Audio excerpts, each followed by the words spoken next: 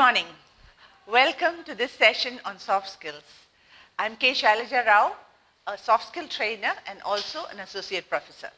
So today, what we're going to talk about is about body language, about non-verbal communication. I'm sure all of you are wondering what is non-verbal communication, and if some of you already know what non-verbal communication is, very good. But I just want to explain to you in detail about the different types of non-verbal communication there are, so that you can understand people better.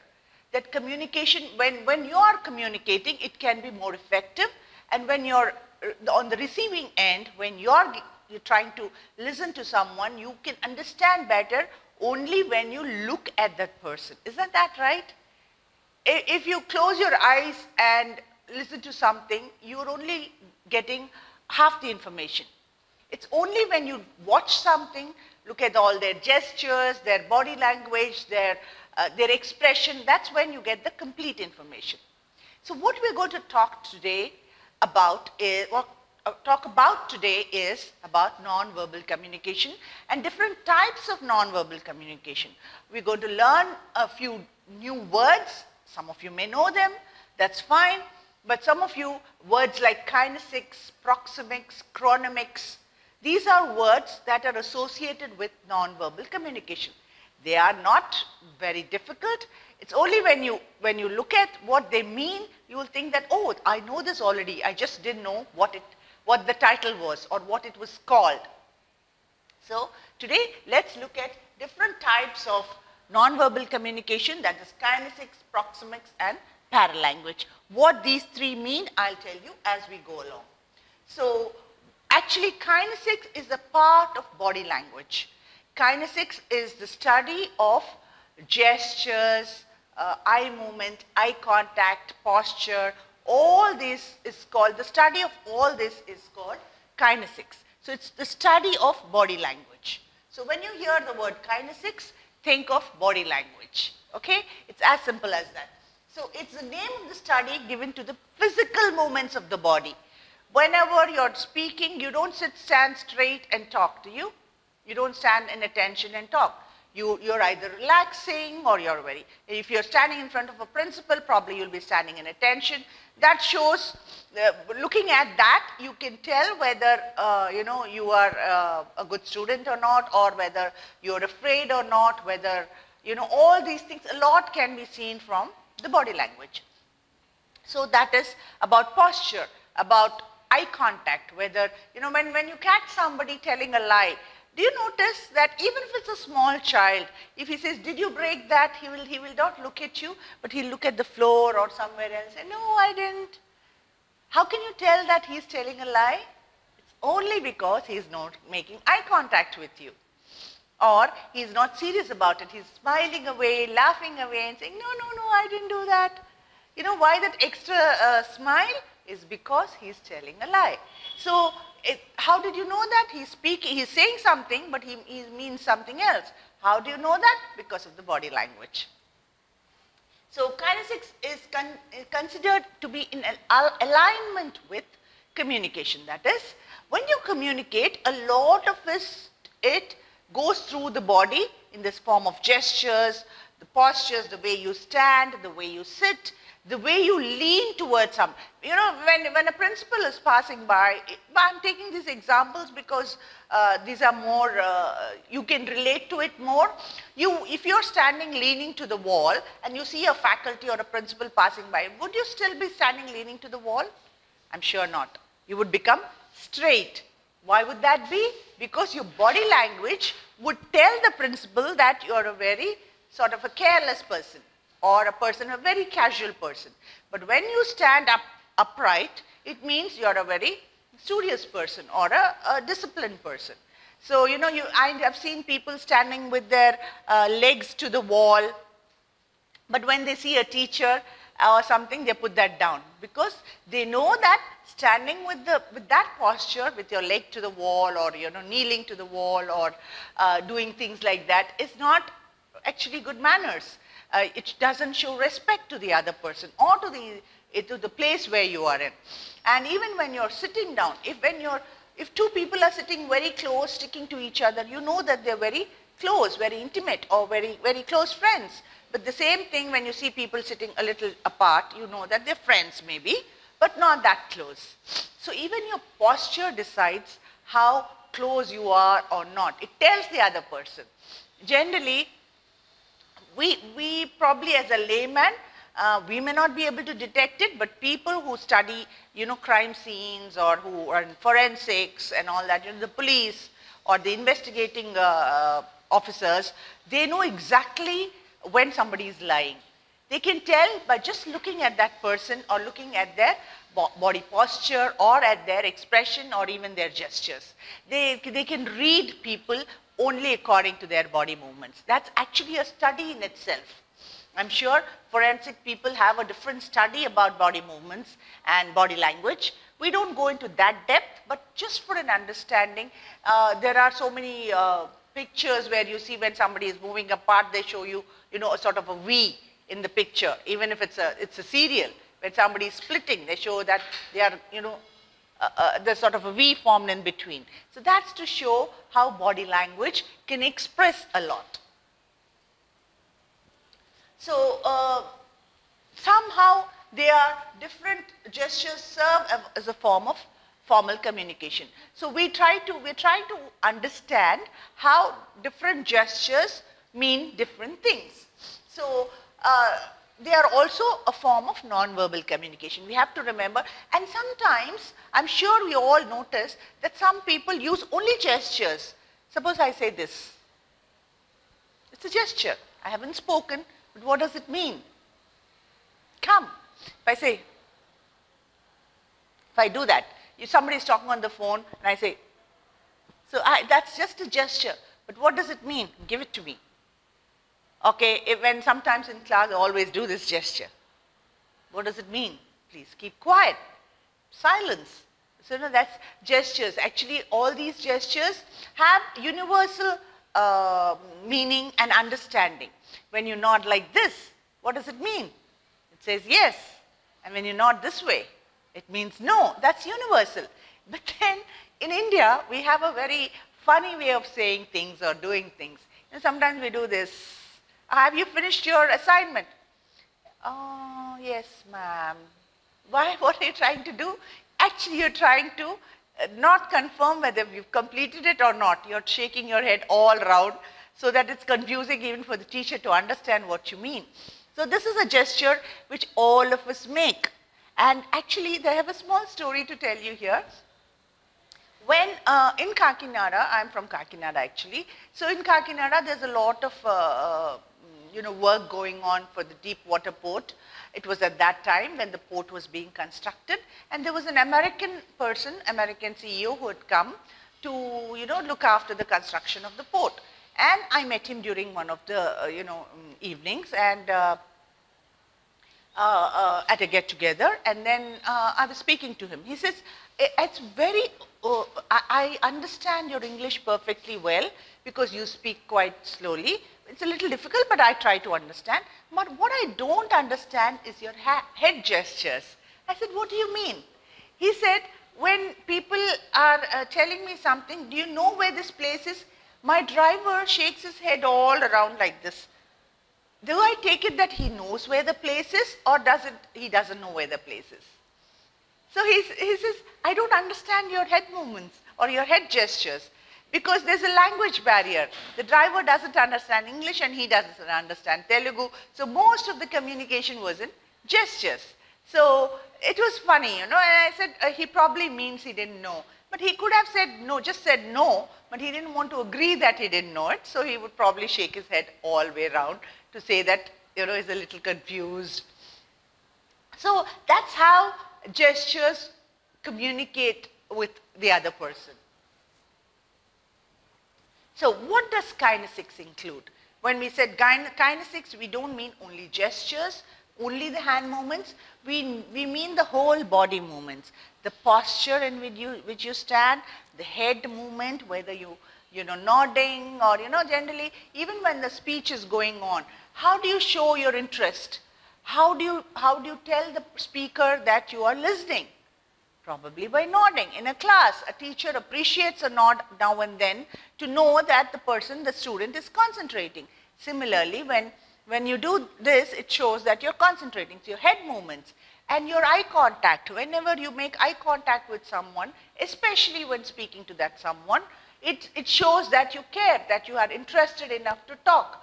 This doesn't happen sometimes during introductions, or when you go to a big gathering where there are a lot of people and you're being introduced to someone, or somebody isn't, you are in a hurry to meet everyone, so you don't actually pay attention. You, hello, how are you? And then you immediately, before the name is said, you move to the next person. You don't make eye contact. That is actually bad manners. You have to stand, say hello, make eye contact, say the other person's name before you move on. So that is good manners. That is, good body language. So eye contact, posture, proxemics. We'll be looking at this also. Proxemics. Proximus, I'm sure you've heard the word proximity. When I say proximity, what does it mean? Proximity is closeness. So what is proxemics? Proxemics is also a study of distance. How close or how far do you need to stand to someone? Whether if it's a close friend, how close can you stand? If you don't know, or if it's just an associate, where do you stand? If you're talking to a shopkeeper or a person you don't know, where do you stand? We generally know the difference, but sometimes we get a little confused. So if we know exactly what these distances mean, we can we have a better understanding, and then we can probably follow these rules or wherever possible. Chronomics. Chronomics is also a study of time. And then paralinguistics. Paralinguistics is a study of body again, body movements, or not body movements. It's a study of tone of not just the language, but the tone of voice, the loudness of the voice, the fluency. All these come under paralinguistics. So personal appearance. The first area, it's given the final area, but the first area in kinesics is appearance. People may say that it doesn't matter how you look when you're a speaker or when you're speaking, but looks do matter. Looks in the sense, not good looks. What I mean is your appearance, your attire, the way you dress, the way you stand, the way you speak, the way you nod your head. All these things matter, especially in a professional setting. They may not matter when you're at home, but when you're out of the house, when you're in a formal setting like a school, college, or a bank, or any other place that you have some business to do, it does matter. So your appearance, you can tell, simple things like if you go to a shop dressed as you want to buy a television, and you go to a shop dressed in only t-shirts and Hawaii slippers with an old t-shirt, you enter the shop. Do you think the shopkeeper or the salesman will give you much attention? Will he come running to you and say, sir, which TV would you like to buy? Surely not. You will have to probably go and find the salesman yourself and then take the details from him. And even then, I'm sure he would not be too interested, because he feels that you're dressed like this, you probably are not going to buy anything from him. But if you're dressed properly in a proper shirt and a pant and tucked in, and you have probably worn shoes, and you enter the shop, even if you go with no intention of buying, say the salesman will come running to you and ask you, sir, what do you want, sir? What are you looking for, sir? Can I help you, sir? You know why? It's just the appearance. So they say that appearance do not matter, but they do, because it makes an impression on the other person. So if you have good appearance, half the battle is won for you. If you're a student, if you're a good student, if you dress properly, if you dress neatly, come in an ironed shirt and shoes, tuck your shirt in, wear proper shoes, and then when a teacher or somebody looks at you, they assume you to be a good student. But the same thing, if you you're a good student, but you come in a crumpled shirt and you don't wear your shoes properly, or you don't wear the correct uniform shoes, or you don't have your tie knotted properly, or your belt properly, or your ID card, people assume you to be a careless person. And you probably will be, you'll face the consequences. So appearances do matter, especially when a person makes an impression about you. And you do want to impress people, right? Impress not in the sense, but you want to appear as a good person, as a neat person, as a disciplined person. So please take care of your appearance. It's not only your clothes, it's your hair. See that you comb your hair. We did this in the last class. Jewelry. Don't have too much jewelry. As we are students and we are in this profession of education, the minimal is good. Even in business, the lesser the better. If you're a, you could probably say, who is that person who wears a lot of gold jewelry? That singer, that name doesn't come to me. So he could have it because he's reached a stature where he doesn't bother what people think of him, or probably he's identified with the jewelry he wears. But as in business, in the professional sense, we have to wear very minimal jewelry. Boys, no jewelry at all is the best, except for a watch maybe. Girls, the lesser, the better. And body movements and how we are perceived. I was talking about how we are perceived. And personal appearance. How we want to be seen, Appearance tells others how we want to be seen. If you come as a person who is not, taking care of your appearance, you don't comb your hair, you don't wear your tie properly, you don't iron your shirt, you don't tie up your laces properly, or your shoe is torn, or you don't wear your socks within the shoes. So all this tells a lot about a sort of person you are. So you are actually, tempting the other person to think very bad about you or wrong about you. If you change your appearance, suppose every day I come to, a person comes to dressed to college very formally, and suddenly, or you go to the market dressed neatly, and suddenly you go in a very casual clothes, like I was saying, shorts and chappal. Do you think people will be shocked? Sure, because they expect a certain decorum from you, a certain appearance. So if you would change suddenly from formal to informal, people will be shocked. So because appearances do make an impact. How would they respond? I was giving you an example how a salesman would respond to a person not dressed well. And so when we're talking about appearances, about kinesics, when do we give ourselves that special importance to our appearance? Probably when it's our birthday or a function or an anniversary or something like that. But let me tell you, you have to give importance to your appearance every day. Because if you want it, you can make every day special.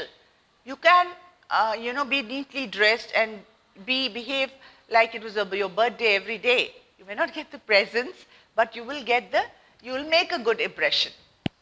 So, try to be neatly attired at all times.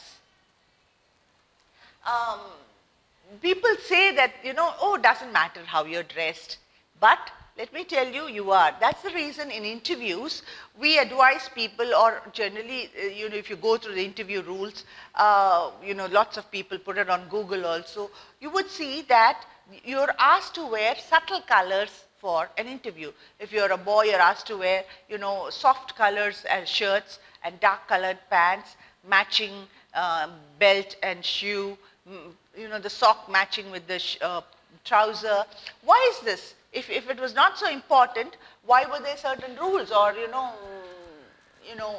why are there certain unwritten rules that you have to follow? Because a person's physical appearance does matter. Even girls, when they go for interviews, we advise them not to wear long earrings, or not to leave their hair open, or not to wear all those, nowadays you get all those chunky bling type of dresses. Do not wear those. Don't wear anything shiny. Don't wear dark colors to an interview. Because you can do that when you're going for a function or a wedding, but not to an interview, because that gives a very wrong impression to the interviewer. So expect your appearance to be part of the message. Exactly. So if you for an interview, imagine if you're dressed in a nice ironed cotton, if you're a woman, a girl, and you're dressed in a cotton chudidar or a pant and shirt, and with a properly knotted tie if it's pant and shirt, and then you full sleeves nicely buttoned, and then you have minimal jewelry, small studs, just a bangle maybe or no bangle, and a watch with no rings and all that, you surely will be taken to be very professional. You probably will be given the advantage over somebody else who is dressed very casually. Everything else being equal, it could happen like that. So try to be as professional as possible, as formal. Professional, you might say, every time I'm not going only to college, I'll be going to the market, I'll be going here to meet somebody, but try to be as formal as possible, because that does make an impression. Different types of, dressing that, see, this is streetwear. It's not saying shopping wear also. Just when you walk at home, casual, probably business casual is with black shoes, and smart casual is again that's a t-shirt, and this is generally for business casual. Nowadays it's become more casual, so you can wear a t-shirt with a collar. Did you see how casual doesn't have a collar? Business casual has a collar. Similarly, this is smart casual is with a shirt, and business formal is with tie and or a bow tie. So generally you can tell what a person's profession is by looking at their attire, right? When we see a person with a white coat, we immediately assume that he should be a doctor or a nurse or something of that sort, and wherever you see them. You see a person with a black coat, you see is a lawyer.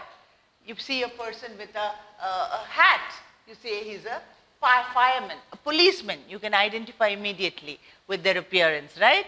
So there are so many professions like that. If you see somebody like that, you would see she's come from the operation theater. She's probably a surgeon. This with the plan and with the helmet is an architect or a builder or an engineer. And when you look at that person in the corner, immediately looking at him, I'm sure you can tell that he's a sportsman. Even without the ball, you could probably identify him as a sportsman. And the person next to him, she's in a business attire. So she's also got a name tag or something like that. So, and he could be a, do you think he's a doctor? No, probably he's got a helmet. Though he's wearing a white tie, he could be somebody to do with the construction business or in an engineer in some maintenance business. And you can see that she's a doctor with a coat and a steth. He is a business person. So just looking at the attire, you can identify people. So how important is attire? And then posture. So it's not only about what you wear, it's about the way you carry that dress. How well you stand or sit or you move, that talks a lot about your, communicates a lot about you. So it's body shape and posture, how we think about ourselves and how we relate to others. Body shape, it's very difficult to identify because today body shaming is wrong. So you can't call somebody fat or you can't call somebody too thin because it's supposed to be wrong. So, but posture is something we have to take care of. And when we encounter unfamiliar situation, we become more aware of our body posture, like in an interview or on a stage. Suppose I ask one of you to come here and speak on stage. To be in class, immediately we become very conscious of how we are looking, how am I standing, how am I bending, then you become very nervous. So, the moment we are in an uncomfortable situation, out of our comfort zone, we become aware of our posture. When you go to meet someone for the first time, you probably try to stand erect and smile. Even before somebody opens the door, you're ready with your smile. So those kind of things you become aware because you're in an uncomfortable situation or out of the ordinary situation. So posture is also very important. You can tell by the posture how you are aware of your relationship, whether you lean forward or backward, stand erect or sit erectly. Also it shows, you can tell something about the other person. The other's mental filter gives meaning to your posture. In the sense that in a class, even in a class, I can tell when somebody is listening or not by just looking at the posture. If a person is sitting as if he's sitting in his living room, sliding his legs under the desk, leaning his head back on the chair or something like that, you know that he is probably relaxing and not really listening. A person who is listening would sit straight and probably lean forward. How do you listen? How do you sit in even a cinema theater towards the end of the movie when it's a climax scene? How do you sit? If it's not a horror movie, if it's a thriller where there's suspense at the end, I'm sure you're waiting to hear who the killer is or who did that. So you are at the edge of your seat, right? Because your posture shows that you're very curious. You want to know what happened. So if you have the same curiosity in class, you want to know what the teacher is teaching, you would be sitting erect, bending forward, probably with your hand could be, or without that, you could be, it shows that you're listening intently. So your posture tells a lot about your behavior. So correct posture. These are some bad postures that I've got, and the correct posture is where you probably, when you bend, you should be able to look at your toes. Okay? Stand straight and do not bend. Your shoulders at line with your hips.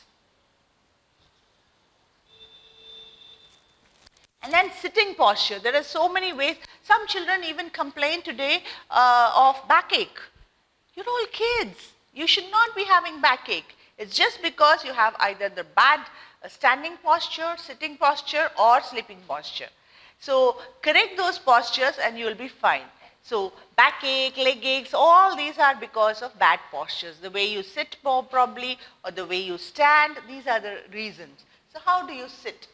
To sit correctly, much leaning back, leaning forward, even with your legs bent backwards, that is also not good. Leaning, not sitting to the back of the chair, sitting to the front of the chair, and here sitting with an arched back, that is also not good. So sitting with a straight back, and then, here you see the arch, sorry, and here you see the cave-in of the back. So sitting straight and also sitting correctly with your legs, right? Your knees and your ankles should be in a straight line.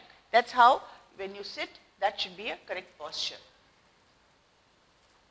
And then, the next things about kinesics is eye contact. So eye contact is again different for different things, because here it again depends on culture.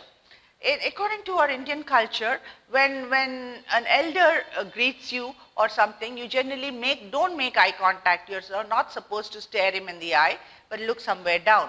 Even the Japanese don't believe in looking you in the eye, because they believe that's disrespect. When you see somebody elder in hierarchy, you bow down and you look down rather than look at their faces.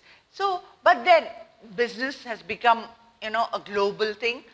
Today, what goes in America or the West goes everywhere. So, because we are dealing with the West most of the time, so even the rules about eye contact and have changed. So, in Asia, in the Middle East also, making eye contact with someone in higher position means rudeness. So people don't look you in the eye.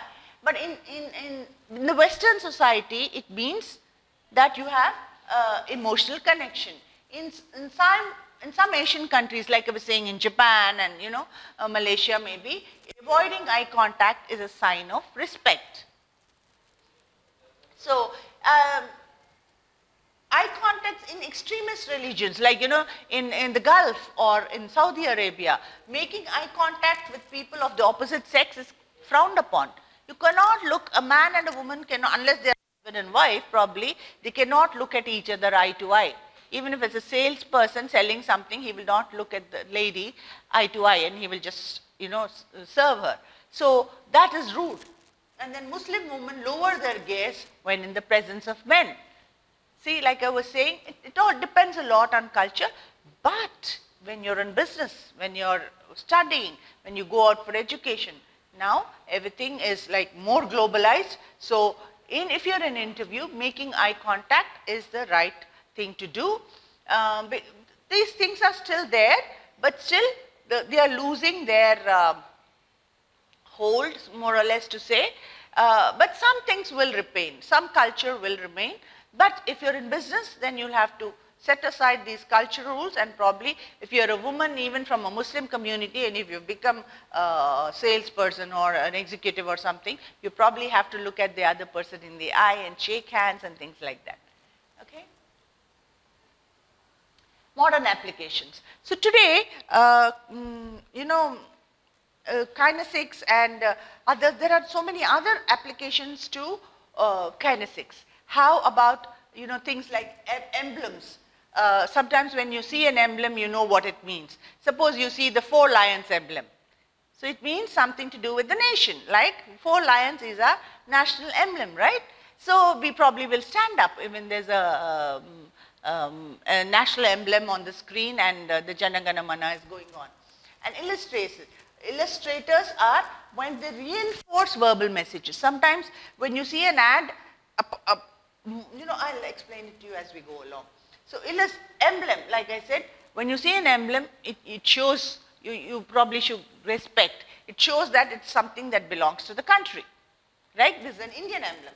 So it belongs to the nation. So you will show respect. Illustrators is when something is added to already what is being said. Like, it shows, accompanies or reinforces verbal messages. And affected displays, they show, today nowadays, whenever we sending some messages, all of you should be very, you know this very well. That is, when you send messages, if you're angry, you don't send, I'm angry, you probably send a message like this, right? This is a non-verbal message. So these are affected displays. Today, you have these emoticons for everything. So when you're happy, sad, crying, angry, anything, when you're feeling very close, or you have a emoticon, or you have one of these symbol for everything. I'm actually not too aware of all the symbols. I just know a few. And then regulators. What are regulators? Regulators are control the flow of communication. And so it should communication. So even when you're wearing a t-shirt, something, you probably saying something, the emblem or the picture that you're wearing. And then adapters. Adapters are when you make a gesture, when you're a little confused, you want to pause. When does somebody scratch their head? When they're thinking, right? Oh, I think I remember that. Something like that. So these are called adapters, when you make some gestures which mean something, that either you're thinking or you're trying to remember something. So that this is one of the gestures that is there. And then logo. Logo is probably a brand. When you see that BMW logo, you know that's a very expensive car brand or a vehicle, automobile brand. So logos also play. So sometimes t-shirts just have a logo. You know that correct symbol is for Nike, right? So the logo has become so famous that even without writing what it is, we know what that correct symbol means. So eye contact, as I was talking to you a lot about eye contact, we'll skip this one, and these are different types of eye contacts which you make when you are remembering something. Where did I put that? You'll probably look to one corner of the top, and then when you're when you know that something is there, when you're visualizing something, oh, that's beautiful, So talking to ourselves, power of eye contact. Don't move, listen to me, that sort of eye contact, When somebody is angry, I'm sure your father does that too. When he's angry with you or he calls you upset, you've got low marks. They don't say much. Excuse me. Come here. And then they'll just stare at you. So it shows that they are upset with you, right? Even it could be the teacher also doing that. So just that eye contact, makes you scared. Full control. Effect use of facial expressions. Again, facial expression determines whether you like someone, you don't like someone, you're friendly, all these things, your facial expression tells a lot. Different types of facial expression. A smile stands for friendliness, a frown stands for discontent, raised eyebrow, when you're surprised, oh my God, did he really win that? So, raised eyebrows, surprise. Tighten jaw muscles for antagonism. I hate that. Okay? And different kinds of things. She's probably saying, if you ask her, do you know where my keys are? She's probably saying, I don't know. Sort of a gesture which says, I don't know. And he's, probably tightening his jaw muscles. He's very angry at something.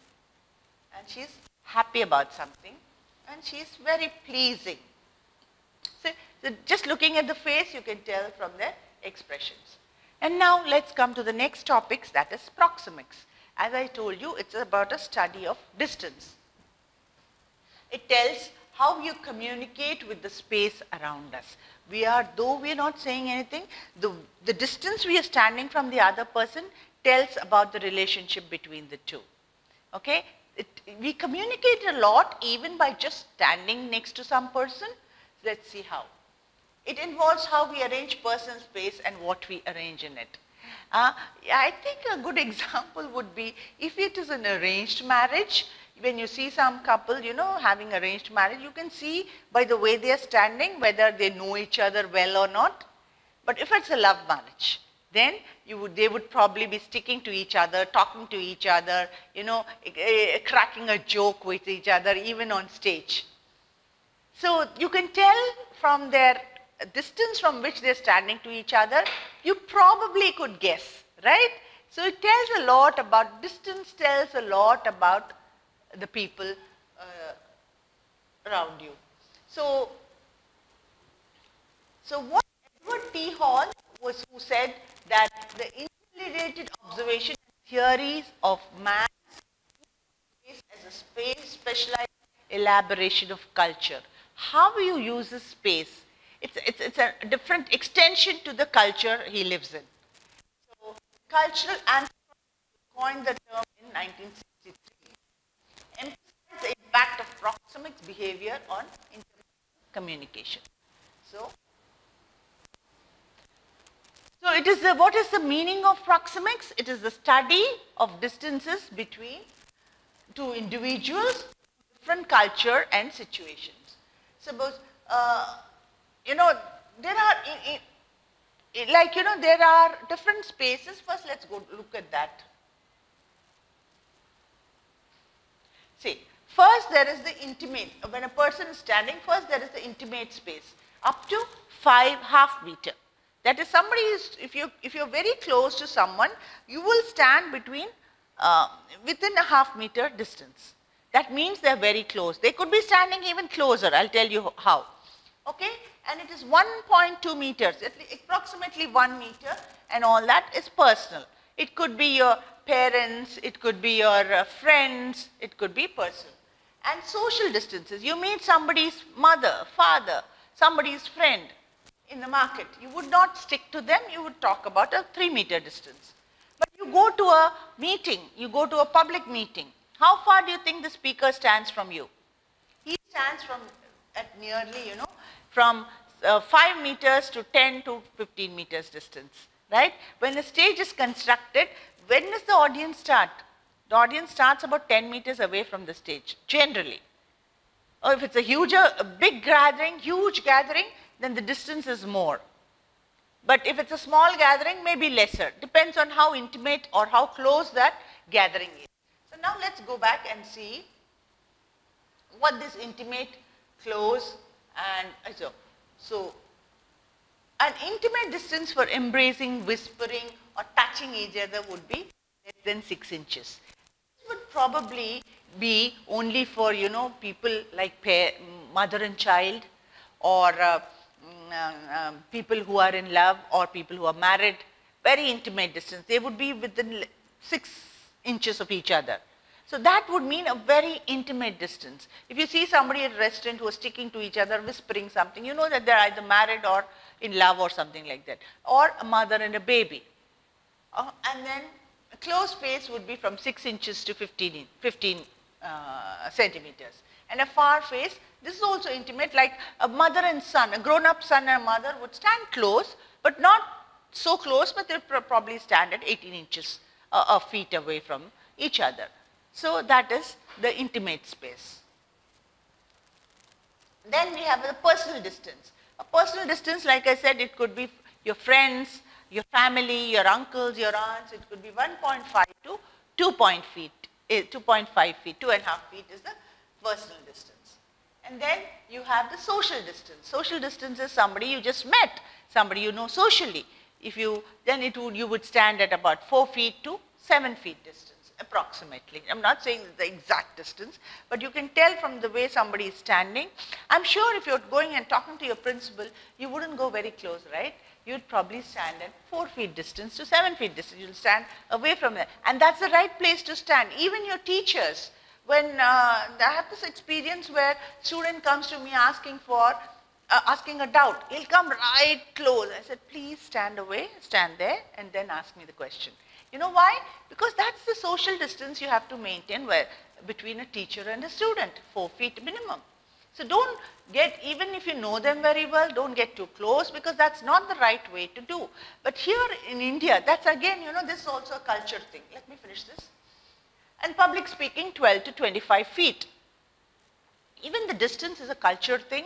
In India, we actually don't take a lot of this distance thing into account when go to a wedding. We just crash into it, we push each other, we're shoulder rubbing, and and especially if you're standing in a queue for some tickets, we don't mind sticking to each other or pushing past someone. And if you're standing in a queue in a bank or something, we don't care about distance. But social distancing is something which is good. So, actually, Corona has done a good thing, that it has taught us social distancing. So, when we said social distancing, what they meant is this actually, social distance. What is the social distance? 4 to 7 feet, that is 1.2 to 2.1 meters. And that is being observed only now. We've heard the word social distance in India only now. But that word exists for a long time. You have to stand, with somebody you don't know, you have to stand at least a meter away, a meter or 2 meters away, right? That is social distancing. We have got a culture where we, get together too often and we like to stick to one another, but that's not the norm. So we have to maintain social distancing, and social distance is 1 meter and above. So that's a good thing to do, especially in this Corona period. So try to maintain that distance. As I told you all this before. And then chronomics. What is chronomics? Chronomics, actually, we've studied about time management in the previous class or 2 classes before that. So chronomics is actually a study of time. And also, again, this also depends a lot on culture. So the way you use our time communicates information about ourselves and our feelings. Interest in affection, power and status and activities. In the sense that, in India, we give very less importance to time or to maintaining time. When we say a receptionist that starts at 7, there's no end time. Of course, so people arrive till 10 o'clock, they are still coming in, though the starting time was 7 o'clock. because we are not very bothered about keeping to time. So, you know, so we are very casual about it. But in the West, when there's a meeting or a class or anything at 9 a.m., they mean 9 a.m. 8:59, you should be in the class. Not a, you can be early, but not a minute later. So that is how strict they are about time. Even in professional settings, meetings, so you have to be very punctual there. So we should try and adapt the same. We have to learn good things from there. We learn things which are not good for us. We learn about those torn jeans. We try to tear our jeans, cut our jeans and wear them because they're wearing them. But we don't think about the things like maintaining time, the way they maintain time. You know, they're very sticklers for time. So time is another thing. It shows, you know, generally it shows power and status. Actually, the VIP comes much later. He'll come only after everybody has arrived. So if he comes, the later you come, the more important you are. That's how it goes in our culture. So the power, not maintaining time also shows power and status. So chronomics can, generally, you know, if it's a business call, you don't expect business calls to be before 9 a.m. and after 9 p.m. or 8 p.m. That's personal time. So there are some rules, like, you know, if you get a call at 2 a.m., it surely wouldn't be a business call. It probably means an emergency call. So when you're making a business call or you're talking to somebody about business, you have to think of what time you're doing it in. You can't disturb somebody at 9 o'clock to talk about business, right? So these kind of things you should be aware of. Americans have an emphasis on watching the clock and doing things on time, but it varies from culture to culture. We are very laid back when it comes to time, but we are picking up, we are becoming more punctual, which is because, again, as I said, we are becoming a globalized society. We are doing business with everyone, so we have to maintain time. Paralinguistics. What is paralinguistics? It's the non-verbal vocal cues that help you give urgency to your voice. Your voice is a trademark. It's that power that adds the human touch to your words. So it's the volume of your voice. How the pitch of your voice, is it carrying forward? Actually, a person's volume and pitch shows whether they're confident or not. If I ask some student to get up and answer some question, if he's answering very softly, I understand that he doesn't know the answer. He's trying to just mime something so that I'm satisfied. But from the way he stands and the volume doesn't come up, I know. So in group discussions and interviews, we tell the students to speak loudly. Why is that? Because your volume and the pitch of your voice tells the other person about how confident you are, whether you know the subject or not. So volume and pitch also matters. So that's about all about body language. So today we've learned some new words like kinesics, chronomics, time, and proxemics, distance, and paralanguage. Paralanguage is in addition to language. That is, more than the words, it's the tone of voice which tells you a lot. Hope you'll note these points down and try to follow them, especially social distancing and distancing. We have to know these things. If you're aware of these things, at some time you will be using them. So thank you, and nice talking to you, and see you in the next class. Bye.